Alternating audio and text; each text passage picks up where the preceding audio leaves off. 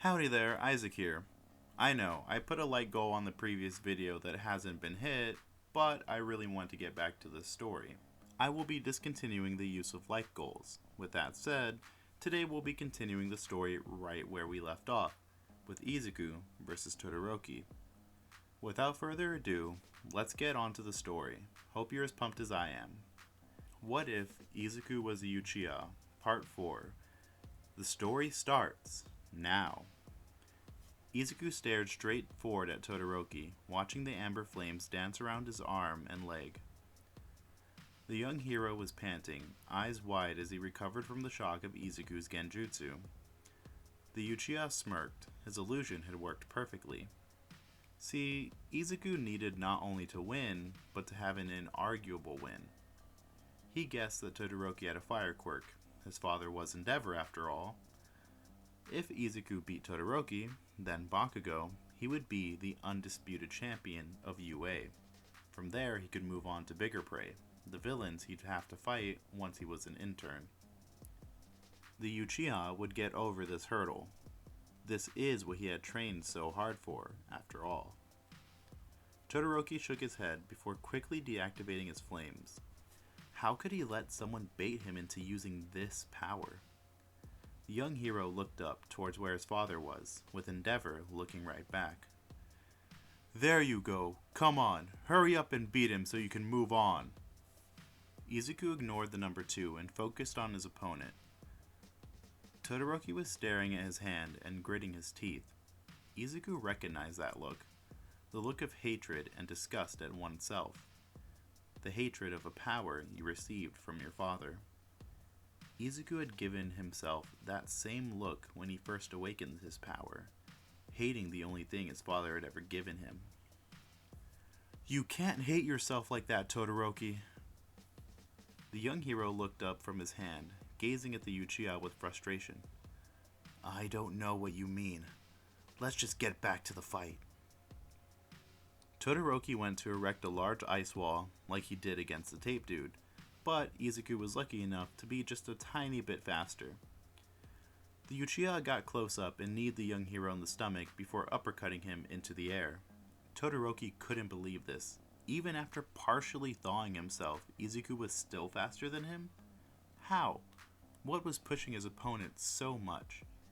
Once Todoroki landed on the ground, Izuku would once again speak. Before you used your flames, you were getting slower and slower. Your flames balance out your ice, don't they? You need them if you want to beat me. I'm going to win without my father's power, Todoroki said as he stood up, wiping away some blood from his mouth. Izuku only sighed and shook his head. I can't go all out unless you use your full power. How could you call yourself a hero when you only half-ass it all the time?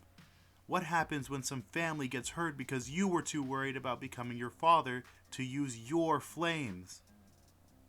Todoroki's eyes widened and he screamed out, a large line of ice spikes rushing towards Izuku. The ice was only getting slower though as Todoroki got more fatigued, and Izuku simply sidestepped the attack. Who are you to talk to me like that? Why the hell do you care about my business?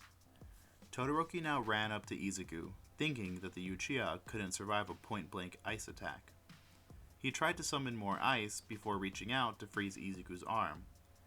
The Uchiha jumped into the air to avoid the ice before grabbing onto Todoroki's left arm and flipping him over, slamming the young hero onto his back. I care because the world needs more good heroes like All Might! Everyone, including Endeavor, had their jaws wide open. This match was not only super interesting, but the number 2 couldn't believe his son was losing to some brat with a seemingly mundane quirk. Todoroki laid on the ground, trying to recover from getting the air knocked out of him. Izuku went to kneel down next to his opponent. I know how it feels to be disgusted with yourself, to be afraid of becoming someone you hate. But that isn't you. I chose to use my eyes to be better, to do good. It's my power. I choose how it's used. Todoroki, it's your power. Don't let other people be hurt because of your own fears. Fire would once again sprout from Shoto's arm and leg, but it spread even further, fire dancing all around him, even lighting up the stadium faintly. His eyes were large and he had a crazed look in them. Izuku could tell he only had his flames ignited because he was so pissed. So much so that he forgot about his own father. You don't know anything! I'm going to be a great hero! Todoroki would shoot out a spiral of flames towards Izuku, only for the young Uchiha to just barely dodge it.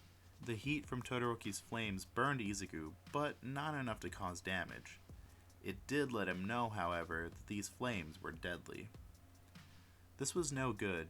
Izuku had pushed Todoroki too far. His opponent had become almost villainous. Izuku had revealed another hero that would turn rotten. The Uchiha dashed around the battlefield, dodging flames and ice alike. Todoroki had gotten much faster, both in attack and reaction speed, so much so that Izuku could hardly land a hit on him. But the same was true for his opponent. Izuku did have a plan though, one that might just work. Come on, Todoroki, how are you going to use your flames and not even hit me once? You've only touched me one time this whole match. This got a reaction from Todoroki, who dashed forward to try another point-blank attack. The young hero erected an ice wall to stop Izuku from running back, before using ice spikes to cover the floor. Izuku smirked before jumping into the air, only to realize that's just what Todoroki had wanted. He watched on as a spiral of fire rushed towards him. The Uchiha looked around, only seeing an ice wall behind him. He looked past the fire, towards the slightly unhinged Todoroki, and gulped, preparing himself for the pain he'd soon feel. The young Uchiha kicked himself off the ice wall, dashing into the piping hot flames. The flames, at first, seemed to avoid him, but as he got closer to Todoroki's arm, they became hotter and soon started to burn his skin. Luckily, Izuku burst out of the flames, a crazy look in his own eyes, and delivered a devastating punch to Todoroki, causing the young hero to be sent flying backwards. Izuku raced forward, knowing he couldn't give his opponent time. The young hero got up and turned around only to see Izuku's fist. Todoroki took a hard punch to the face, sending him into a daze before receiving a kick to the stomach, which would ultimately send him out of the ring and onto the grass. He had lost? Even after abandoning his convictions and using his father's power, he lost. The young hero looked back to the stadium, only to see a hateful look from his father. Don't pay any attention to him! Todoroki's eyes snapped back to the ring. There, he saw the damage he had done to Izuku. It was horrifying. Izuku's shirt was completely burnt off, and the skin on his face was red and swollen, along with the skin on his right arm, the one he used to push through the flames. How? How could someone have so much conviction? You're not your father. If you really want to become a hero, remember that. Your quirk is your own. Use it for good. To be better than the person who... Izuku would fall to his knees as the adrenaline in his system dropped and the excruciating pain took over. Izuku would be delivered to Recovery Girl, who would treat the student she had seen way too much of. Once Deku came to, she'd scold him for taunting his opponent so much, but Izuku would simply say he just wanted to make a better hero. This would surprise Recovery Girl, who would only go on to shake her head and say she didn't understand these hero types at all. Todoroki, meanwhile, would encounter his father in the hallway like in canon, and Endeavor's speech does go a bit differently here. You lost because you had no idea how to use your power. At least now you've abandoned that childish grudge of yours and we can train your left side so you don't lose like that again. We can still make you number one, but only if you let me lead you down the path of the mighty, Shoto. I didn't abandon anything out there. I just... Todoroki would look at his left side with disgust. I forgot all about you, and ended up becoming a monster, just like you. A look of shock would come across Endeavor's face. Did his son genuinely hate him? Was this not just a rebellious fit? But I realized something. I want to be a hero just like All Might.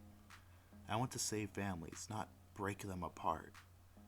Whether I need you for that or not, I don't know.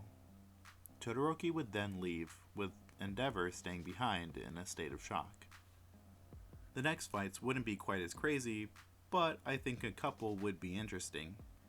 Next up would be Ida versus Kaminari. I think this would be pretty even actually. So yes, Ida is way faster and stronger than Kaminari. However, the electricity is what would do him in. See, Ida could get around his opponent, or maybe even speed blitz him, but once Kaminari activates that electricity, Ida has to back away. Eventually, though, Ida would figure out that Kaminari couldn't use his electricity indefinitely, and then this would become a war of attrition. With Kaminari unable to touch the far faster Ida, the engine hero would eventually cause his opponent to short circuit, then quickly win via knockout. Tokoyami versus Rin. So, Rin is a pretty good fighter if he can get close to his opponent. That said, Dark Shadow is really overpowered, and it has a range advantage, and Rin has no counters to that. Tokoyami would eventually overwhelm the Class 1B student and push him out just like Momo, though he would have to work way harder this time. Kirishima versus Bakugo would go just like it did in canon. Kirishima just can't withstand all those explosions, neither can he outlast Bakugo. The bombastic blonde wins. So I think for these next two matches, I don't even really have to explain. The only thing Ida could do is use Recipro Burst against Izuku, and even then he'd probably be able to dodge it. Only barely though. And once that happens, Ida is a sitting duck. There's also no way Ida is going to outsmart Izuku, nor is he going to outmaneuver the Uchiha. Those Sharingan just give Izuku too good of a reaction time here. Sorry Ida, until you upgrade those engines, you're no match for Izuku. The young Uchiha did feel bad about knocking out a seemingly promising hero though. While he was sorry, he also had a dream of his own. Something he needed to strive for. Bakugo versus Tokoyami would go down just like in canon, with Bakugo destroying Dark Shadow with his very bright explosions. And finally, there's the final match. The rematch between Izuku and Bakugo. This was something both of them were looking forward to. Bakugo was really feeling the pressure here. This was the culmination of all his shortcomings after all. He was facing off against someone who had both beaten him and saved him at USJ. All the scars that lined Izuku's face were all just reminders that Bakugo had failed to become a strong hero. He knew that, on some level, that damn nerd was a better hero than him. But the blonde did have one edge, his combat ability. Bakugo had to win, had to keep this one edge to prove to himself that he was still useful. Still someone who could live up to all that praise he had gotten as a kid. Izuku was also looking forward to the outcome of this fight. If he beat Bakugo, that would prove he had gotten stronger, that he had surpassed the students of UA, that he had gone a step closer to his future. By beating his past bully, Izuku would move a step forward to the future. Both of them were going all out, no mercy. The bell would ring and Bakugo would instantly use a large explosion to cause a massive smokescreen, but not before Izuku activated his Sharingan. The Uchiha would walk calmly into the blinding cloud, where both he and his opponent would find each other via hearing.